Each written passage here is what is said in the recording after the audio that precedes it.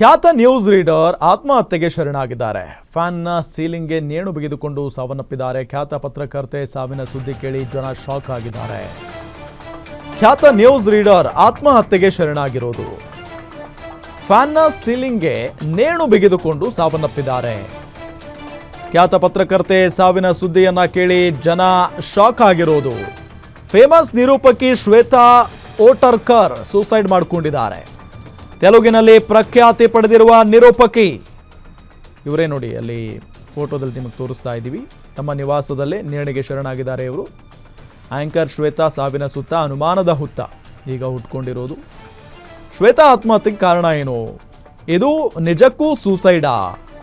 ನೇಣು ಬಿಗಿದ ಸ್ಥಿತಿಯಲ್ಲಿ ಪತ್ತೆಯಾಗಿರೋ ಶ್ವೇತಾ ಮೃತದೇಹ ತೆಲಂಗಾಣದ ಹೈದರಾಬಾದ್ನ ಚಿಕ್ಕಡಪಲ್ಲಿಯಲ್ಲಿ ಆಗಿರುವಂಥ ಘಟನೆ ಇದು.